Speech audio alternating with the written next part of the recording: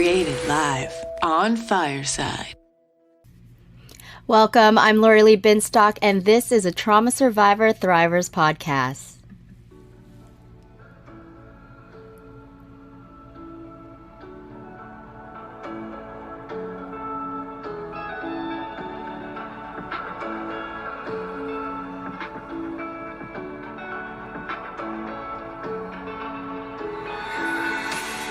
Thank you so much for joining me live on Fireside Chat, where you can be a part of the conversation as my virtual audience. I am your host, Lori Lee Binstock. Everyone has an opportunity to ask questions for me or my guests by requesting to hop on stage or sending a message in the chat box. I will try to get to you, but I do ask that everyone be respectful. Today's guest is Susie Wheeler. Susie is in a 12-step program of recovery and says that her recovery is always her top priority. She recently opened an online retail shop called Totally Susie, and she is also a survivor of suicide loss. But before I welcome Susie, I want to mention that if you or someone you know is struggling of thoughts of suicide, please call the Suicide and Crisis Lifeline by dialing 988.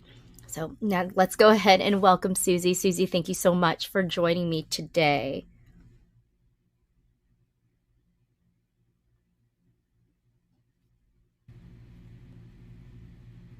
Sorry about that, Susie. Did I get you on there? I think so. That was my fault. Oh, no worries. I was like, okay, this is my first time. I trust Lori Lee. I'm sure it's not like, brain surgery. That was my fault. I forgot to bring you up on stage, but thank you. Welcome.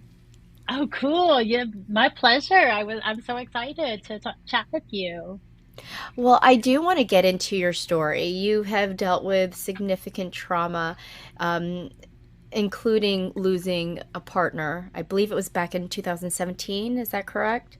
It was June 5th, 2017. Yeah. Would you be willing to talk about that? Absolutely. Yeah, absolutely. Matt was also in recovery, and he had been sober a long, long time. Like in January, this coming January, I will have been sober 12 years. So, oh, wow. Congratulations. Oh, thank you. Thank you. It's the best life I could imagine. Even when it's, really challenging, it's still amazing. And Matt was the day he died, Matt was 2 weeks shy of his 30-year sobriety date. Wow. 30 years, yeah. And so, that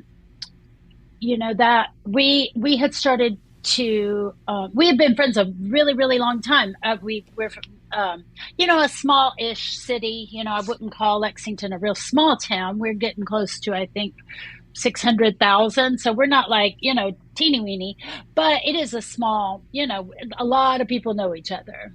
Mm-hmm. So a lot of people knew Matt because he had done so much amazing work in the field of recovery. He ran the Men's Hope Center and was just really a really kind of a super advocate for getting clean, and Matt had he had a wild story too. He got a master's degree in social work while being a heroin addict, while in active addiction. And I know, and that always, made me it was almost like, really, if I hadn't have known him, I was just like, are you serious, man? Because I'm one of those people. When I was in active alcoholism, I could literally barely dress myself. Like I had a failure to launch, so but that's not everybody's story. But so Matt and I began to date, and he was having some issues in his professional life that were really causing him shame, a lot of shame. Matt was very, addicts and alcoholics, we can be really prone to big shotism. We love status because we've done so many, kind of smarmy, sleazy things that if we can get to the point where it's like, no, I'm a good person. But he had some issues in his professional life that were causing him to lose his social work license. And that for him translate. Now he already suffered with depression, but that in his mind, that particular thing, it translated as unthinkable. Unthinkable to him. And that morning, I left the house. We were living together at the time. I left the house at 8:30, and it seemed like one of those regular days. And I told him, I said, "Hey, I'll be home by lunch, and I'll make sure I fix you lunch." And because he had already been suspended from his job with pay. He had been suspended with pay up to this point, and we were starting to find out the legalities and what was actually going to happen. But while I was gone that morning, he got the call that he was going to actually be let go. And there was going to be no more pay. Now, they were going to be willing to work with him, but I think he just, I don't know. See, this is all third party stuff. Once this morning, once that morning goes on, I never spoke to him again. And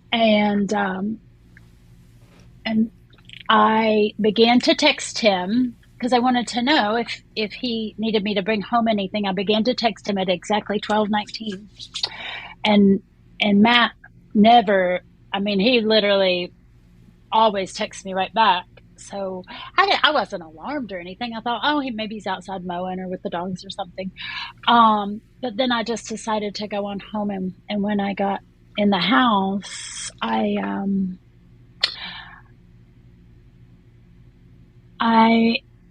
noticed that we had a bar, and I noticed that it was cleaned off. And because there was a bunch of stuff piled up, but I noticed it was cleaned off, and there were 3 piles of things there. And the first pile of things said, "My last will and testament." And at that point, it's almost like I just couldn't process. And I ran around the corner and ran down the stairs, and I got so far as to see his torso down. I couldn't go to see the top of him. And then I ran upstairs, ran outside, ran into my car. At this point, I really wasn't operating on sanity. I ran out to my car, got in the car, drove about, it wasn't a mile from the house, and I didn't really know what I was doing. Yeah, you disassociated. I disassociated. You're right. I didn't exactly know. I wasn't saying, "Oh, in this situation, this is what you do."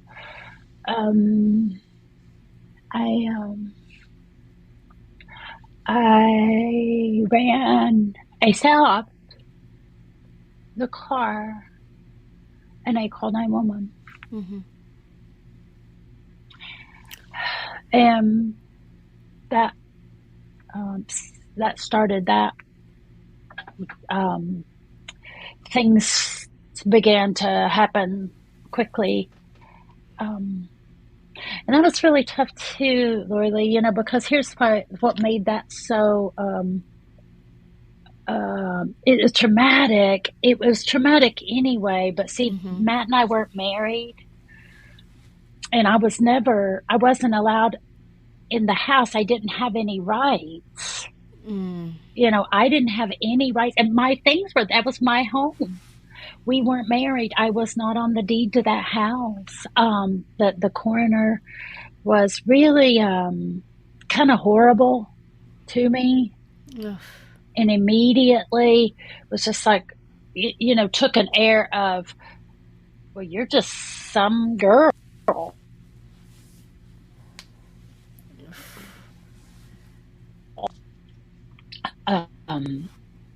So then it just, I dissociated for really most of the day. I couldn't,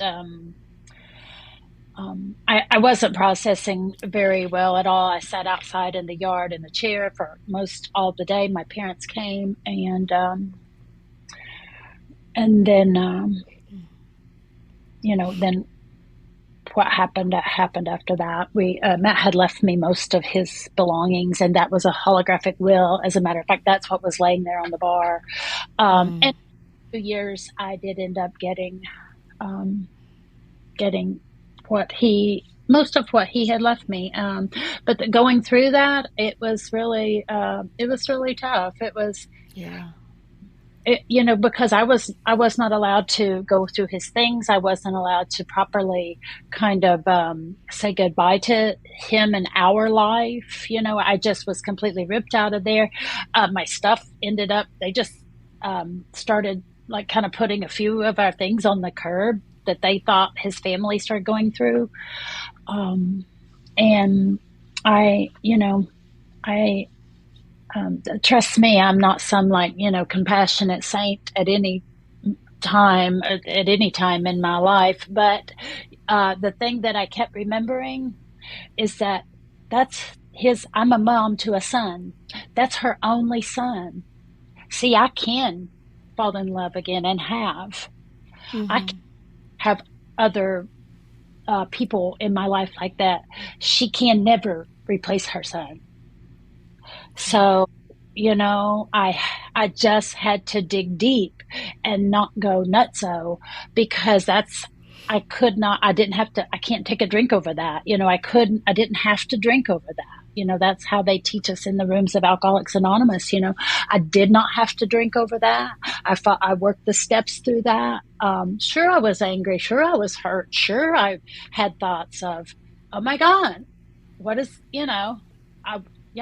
I had normal thoughts. I wanted to beat the hell out of somebody, but I had bigger consequences than losing my stuff, because if I lose somebody, I'm in big, big, big trouble. I'll talk about trauma, Right. Just trauma on top of other trauma, on top of more trauma. Yep. In the rooms, when we start getting sober, we call it incomprehensible demoralization.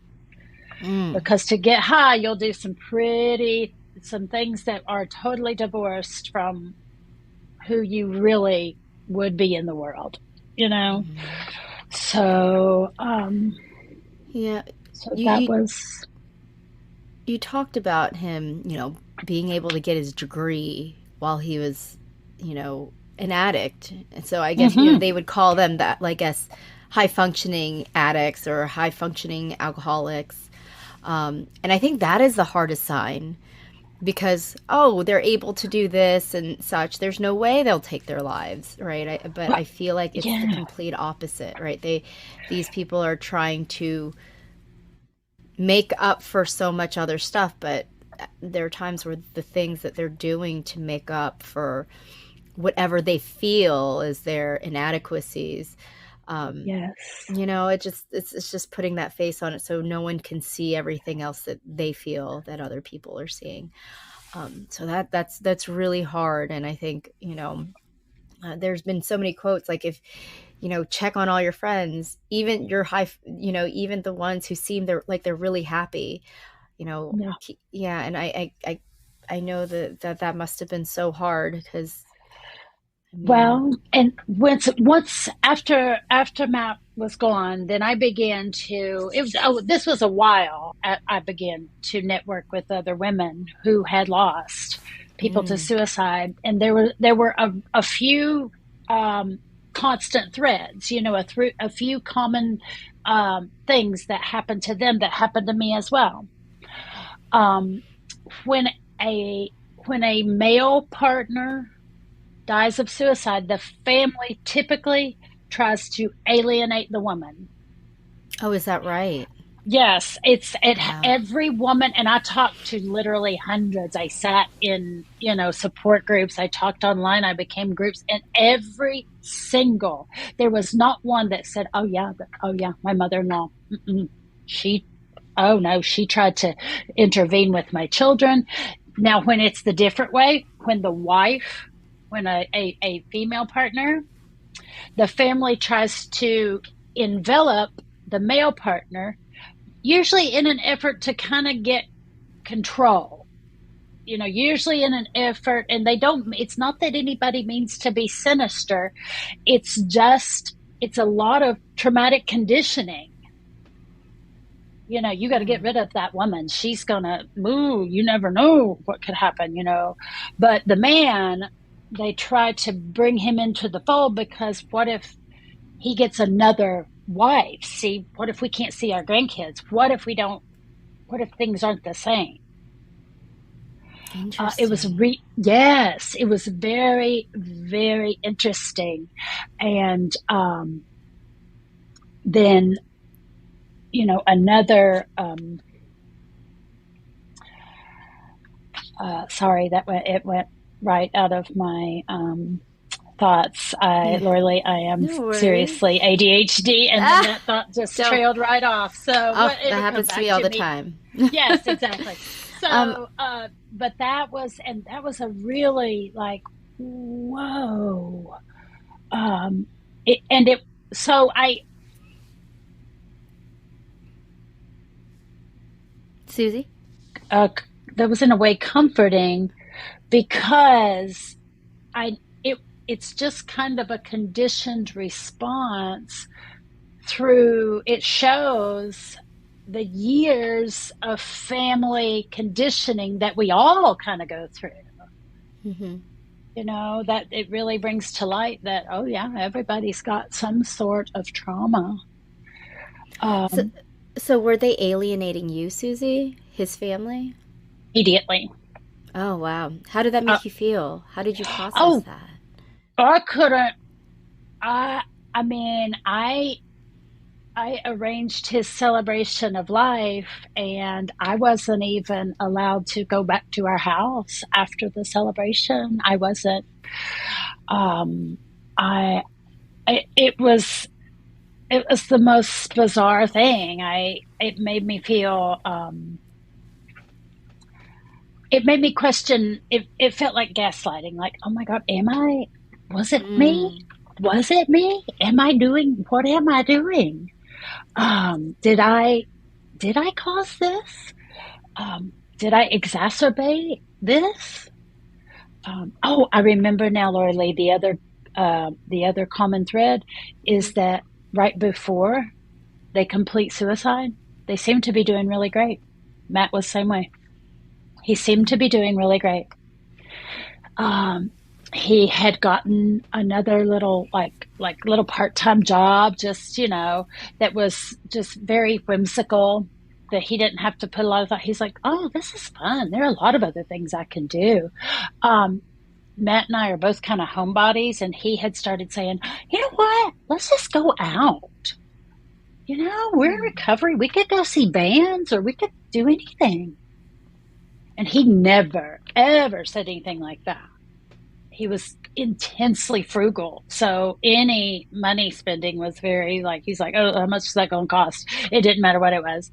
But so he had seemed to have this lightness to him. And they say that once they know that they've decided to leave, they feel easier. They're like, yeah, they feel right. Because there are no that's the, consequences. They yeah, feel like, that there are no consequences if they whatever they decide to do.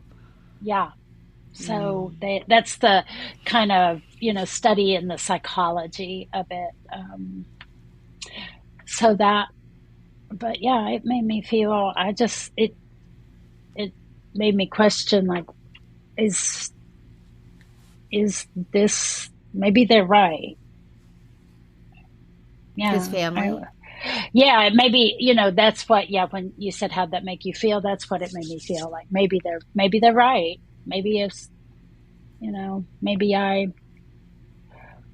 maybe I was part of the problem. Well, it's been almost 5 years now. How do you feel now? Do you still feel that way? No. Oh my goodness, no. Absolutely not. That's Not at good. all. Nope. I have healed. Now I can still get tears when I talk about it. I can't watch, like the movie with the Lady Gaga and, A Star is Born. I watched right Oh, up to the end of it. And when I saw him, if anybody hasn't seen it, well, it's an age old story. I don't think I'm spoiling anything, but when he grabbed that belt, I was like, oh gosh, oh, I gotta, oh, no, no, no, turn that off. turn it off. Yeah, turn that off. I can't. And even that look on his face, it felt like it gave me some insight. It's like that look on his face, like, just complete and utter despair, but anger too in that movie. It's just like, look what y'all done to me. It was just felt so. I was just like, oh my gosh. And those are questions that I've had through the years. Is I wonder if he was crying, or I wonder if he was stoic. I wonder if he. I wonder if he felt peaceful. I wonder if it hurt. You know, those are the things that I want. Yeah. Wow. Yeah. Yeah, I interviewed, he is the author of Don't Fucking Kill Yourself.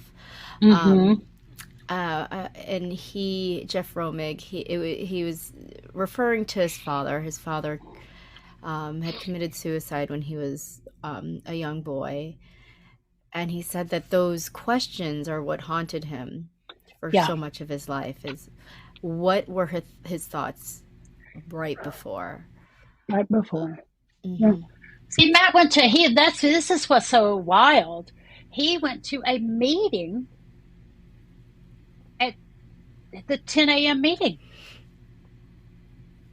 Did you talk to anyone from that meeting? I did. And Yeah. did they have any sense? It's not 10, it's Yeah. same exact thing. Went in Yeah. late, shared, left early. Same Matt. Did the exact same what he did. Was chewing on a straw. That was so special though. I went to his home group meeting on the day of his 30-year birthday, and they gave me his 30-year chip. That was so special to me. I have it still. Wow. Yeah. And this is why I emphasize just check on your friends. Check on your friends who Yeah. seem like they're doing really well right now, especially if you know that they've struggled in the past, is because you can't really know. They will put on a face. Like you Mm-hmm. said, it'll seem like they're doing so much better, but that's because they're not realizing what consequences lie after these great decisions that they want, or choices that they want to make. Yeah. And that's what's really sad about it. And you want to say, oh, are there signs? But like you said, like, there could be signs throughout their life, but it's really hard to really know when they make that decision. I think about when I myself I have made many attempts to take my life. Luckily, in 2020, I went into treatment, and I haven't since, which has been great. Yeah. But Oh wow. I did not know that. yeah, it was, I've made attempts on my life as early as 13, and I'm a childhood sexual abuse survivor, so that was, Mm-hmm. that was really hard. And then 16 and on and on. When I turned 25, I actually got into, I attempted to take my own life and was taken to the psychiatric ward of a hospital, by ambulance. Yeah. And that was really difficult because I had to stay there for a while. But, like I said, back then they didn't know what PTSD was. I never talked about being a sexual abuse survivor. I didn't even think it was a thing. Right. And they diagnosed me bipolar and put me on lithium. And so I was on lithium for 10 years. And then, at 35, I actually, I made another attempt on my life, and obviously it didn't work. But then I kind of just gave in. I was ready to give up. Told my husband what happened, I'm a childhood sexual abuse survivor. It was actually my father, my biological father, which is like kind of mind blowing, and that makes it really even more difficult to Yeah. say out loud. Right. And so, yeah, I went, and my husband like said, we're going to work through this, go into treatment. And I went to treatment for 31 days. And, it was life changing. It's Oh, like when you realize what the problem is, because my whole life I didn't think that it had anything to do about the abuse. When I had textbook symptoms, I just assumed that PTSD was just something soldiers kind of dealt with. yeah. So when they said this is PTSD and here is how you heal, holistic ways of healing, and all these, it changed my life. Hmm. And I can't imagine going back to the place I was in before. Yeah. Um, so yeah, but still, just check on everyone you can. I've had a lot of people in my life, take their own lives as well. Many of them were veterans. Many of them were depressed.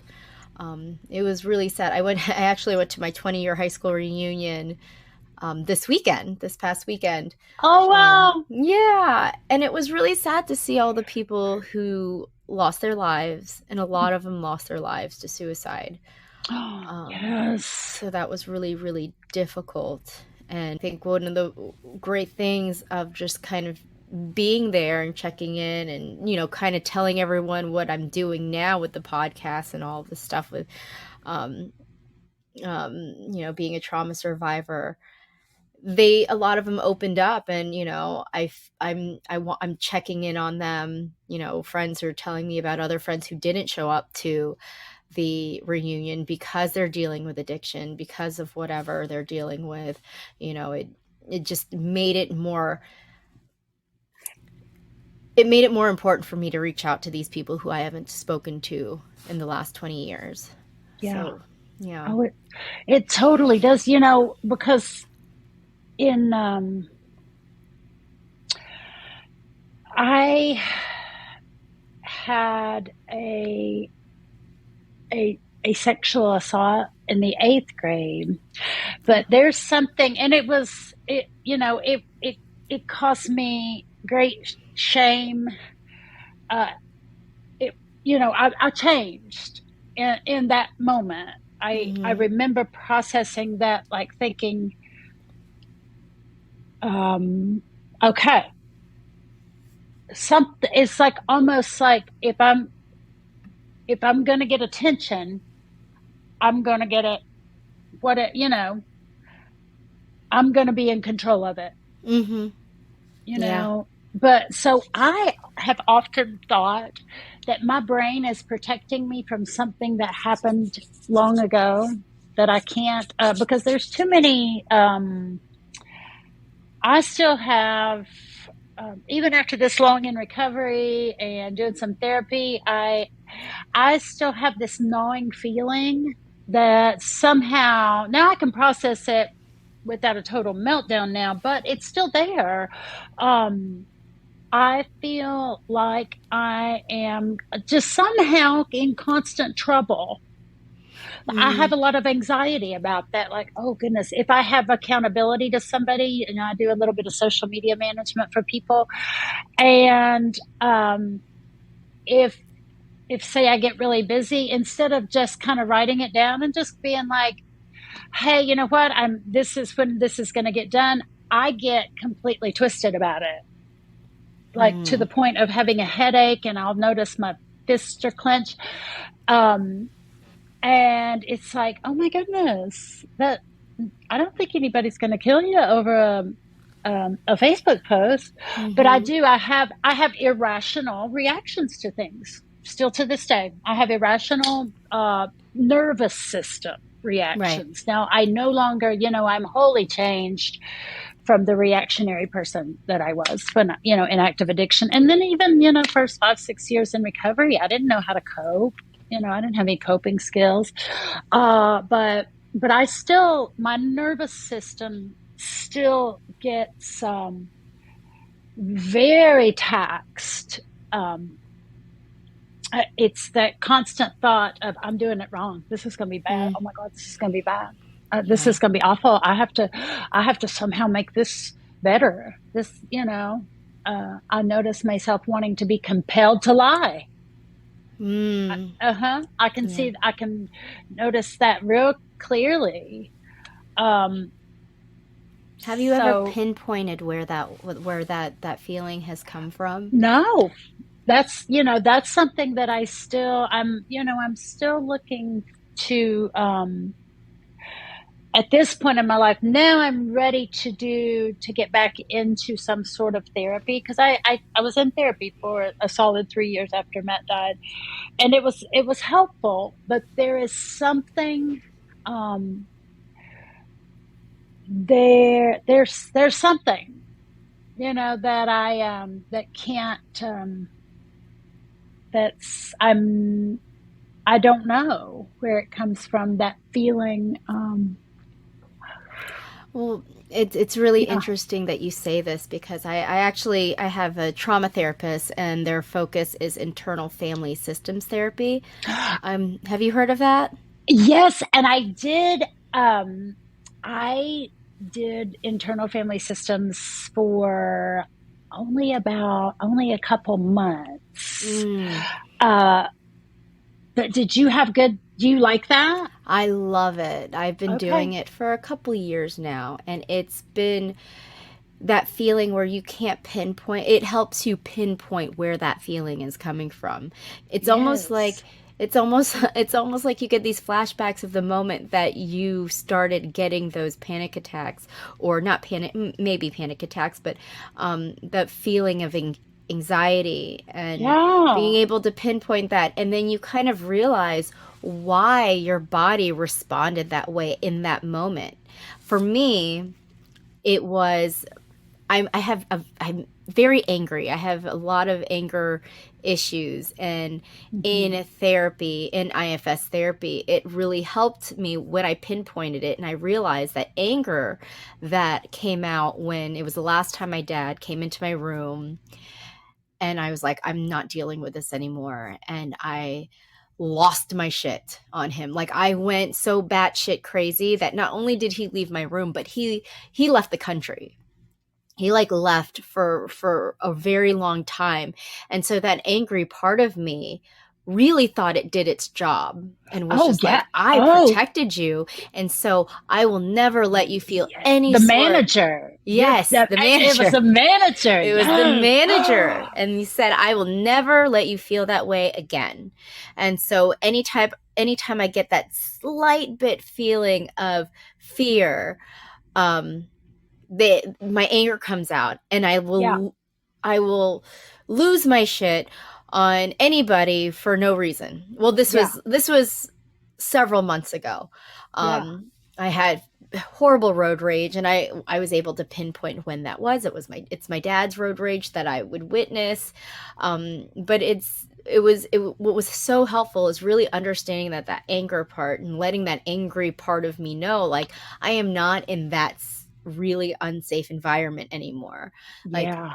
yes, you've helped me, but now that fear is gone, and like, let the other guys do their part. Like, let my anxiety just warn me, and just allow it all to kind of let them work in harmony together, and not necessarily take control of what the situation, being Oh, able to assess this session, what's actually happening.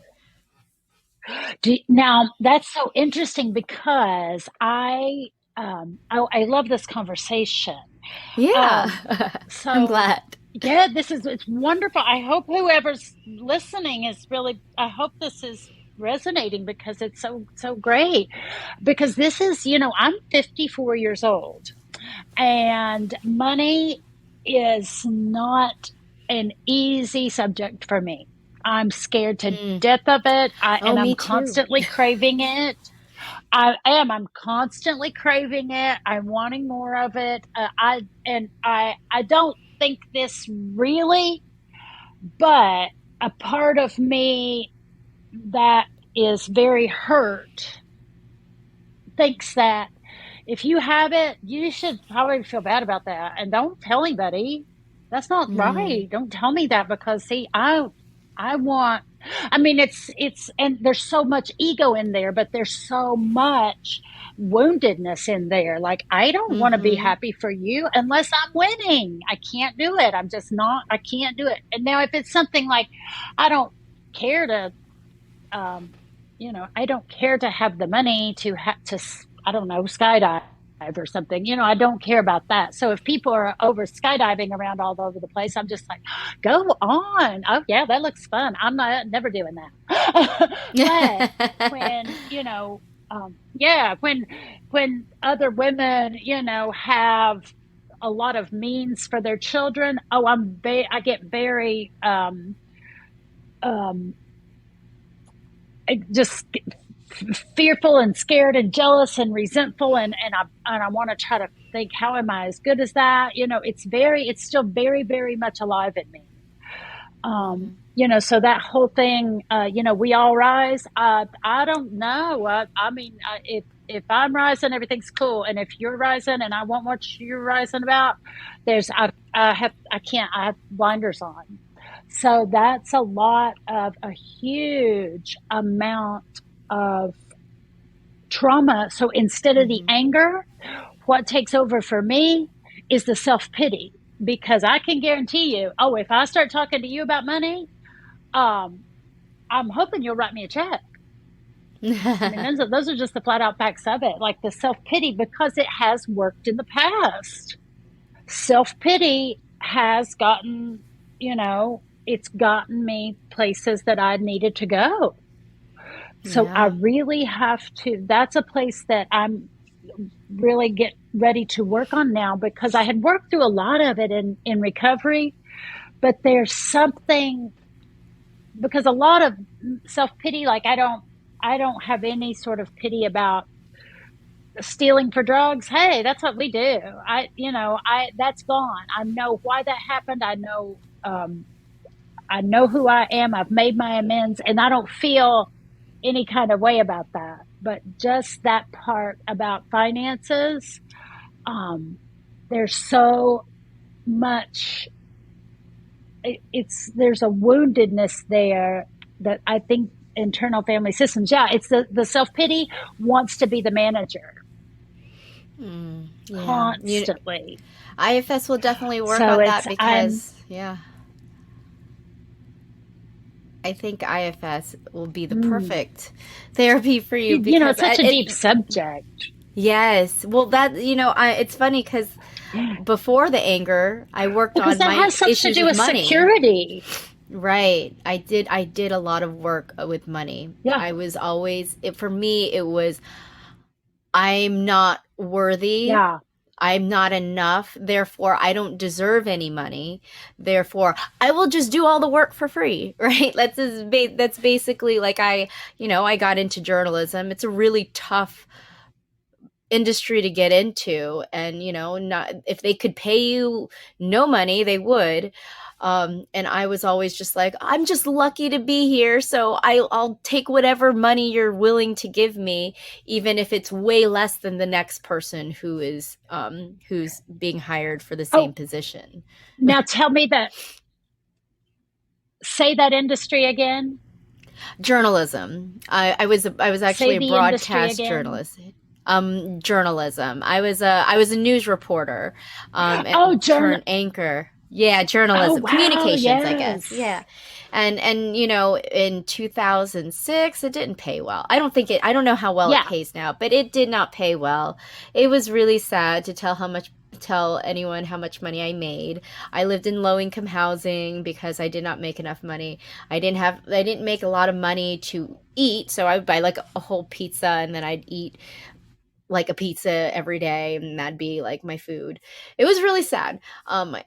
But I never, even though it was time to Yeah. negotiate my contract, I was like, Yeah. "Oh, it's okay. I don't need anything." Like it was because I never felt like I was good enough to ask for what I felt like, because I put in the work. I worked really hard, but I thought I just wasn't as good as everybody else. Therefore, maybe you don't need to give me the money. And it was really sad. And I'm working through that. And I realized it's my dad would hold, it was like money was Yeah. like this dangling carrot, like, you know, I'll I'll take you shopping if you stay home, instead of going out.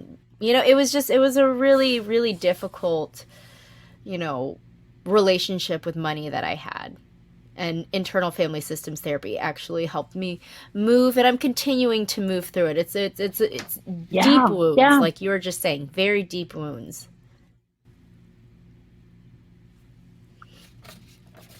But I do Hmm. what Oh, yeah. And I'm even now, because of course, when you get somebody with their, can you hear me, Lori Lee? Oh, it dropped just for a second. Can you hear me now? Okay. Hello? Oh, okay, good. Okay, there you go. Um, I can hear you now. Yeah. Can you hear me? I could hear you just Okay, fine. great. Um, so, I had gotten into, okay, good. So, when I had gotten into the coaching industry, I think, money and trauma is one of those things and it's so enticing for somebody that has had that money trauma to think, oh my gosh, I can master this law of attraction and this energetic stuff. And Mm. that's been very, so destructive for me.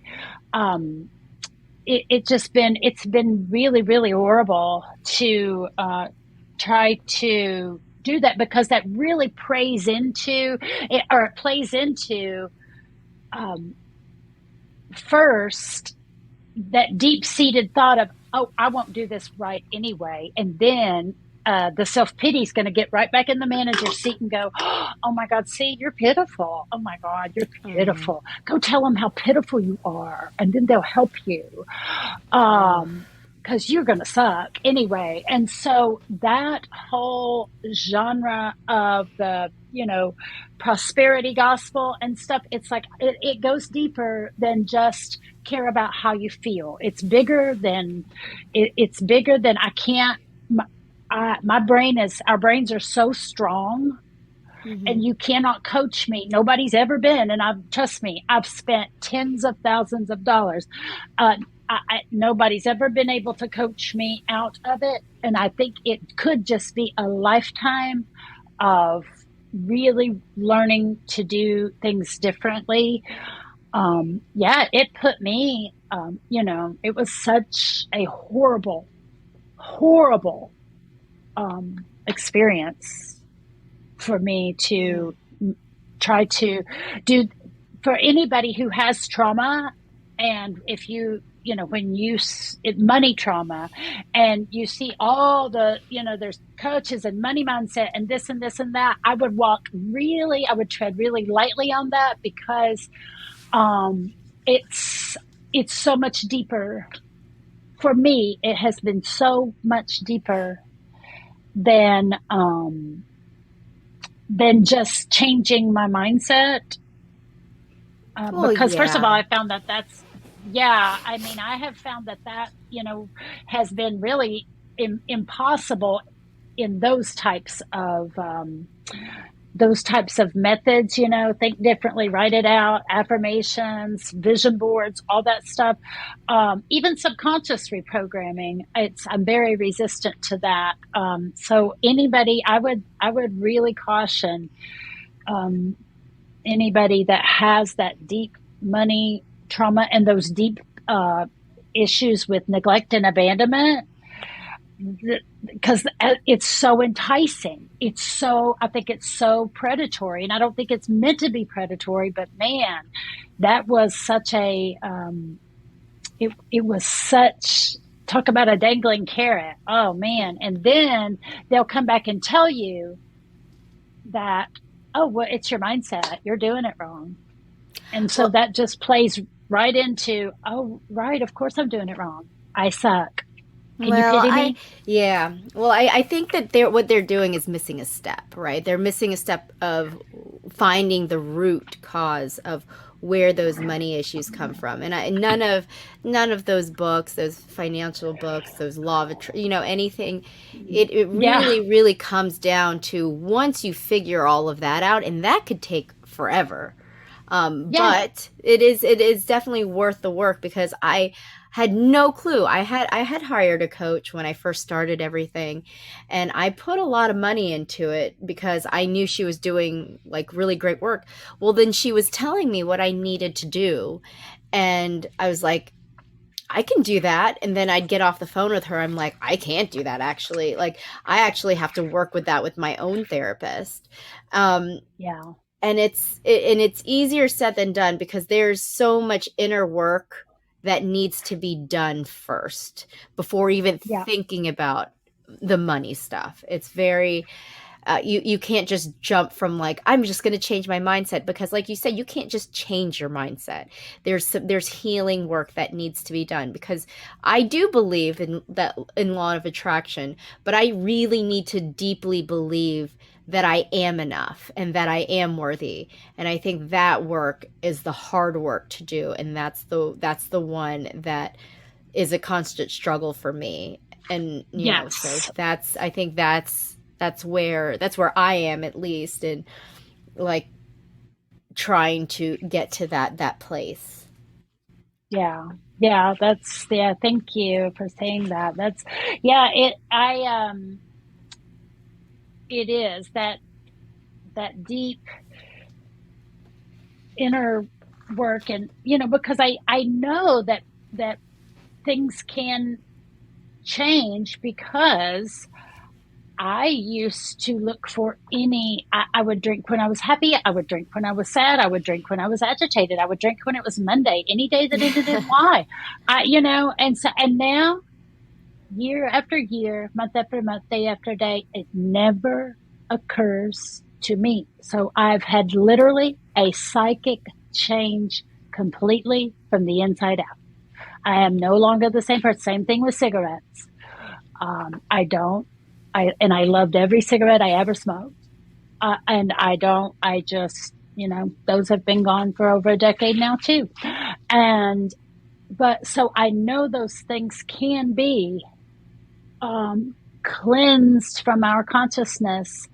But it's just like with Matt, I don't have those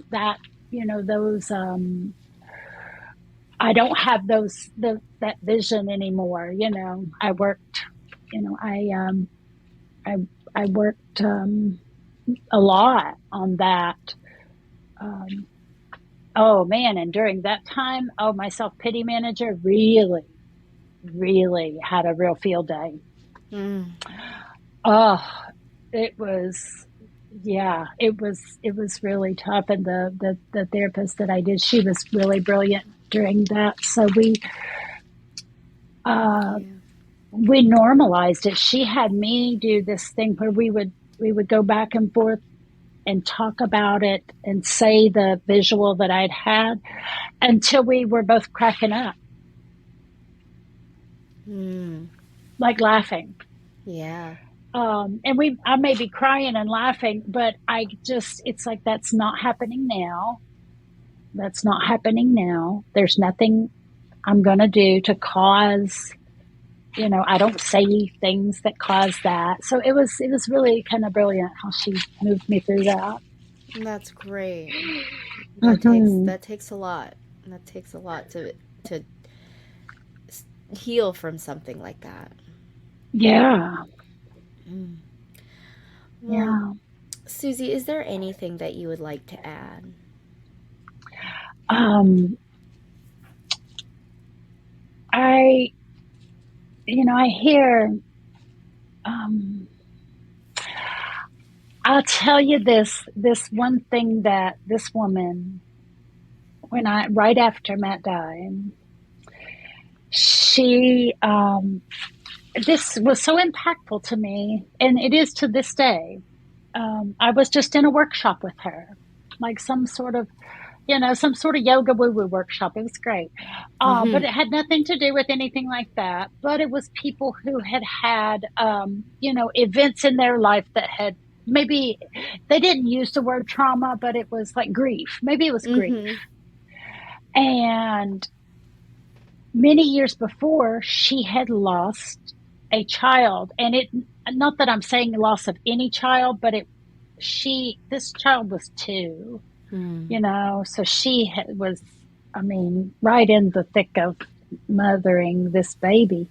And somebody in that had been, I think she said 18 years before, and she has other children. And somebody said, "Oh my God, you never get over that." And she just looked right at him, and not in a callous way, but in this most beautiful, serene, and holy almost way. She said, "Oh no, I'm pretty much over it. I've got 3 other children, and I've got a job, and I give back in the world, and I had to get over it." Not deciding to never get over something. I couldn't imagine anything more selfish. And I was just like, "Oh, I love you." Yeah. Yes. And just the way she was, and she was so confident when she said it, like, "Oh no, I'm pretty much over it."